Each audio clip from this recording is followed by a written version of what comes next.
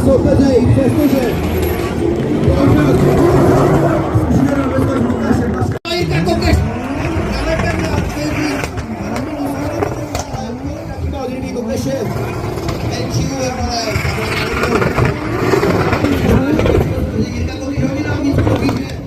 Musím kopit na samou Mareka, ale to bylo možná trošičku chybička pro Jirku. Uvidíme, jak to bude.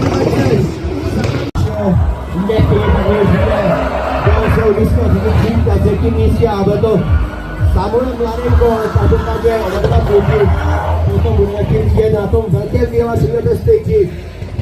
Obrovský potlesk a když se to malo pojďme připravit na ten finálový battle, který proběhne a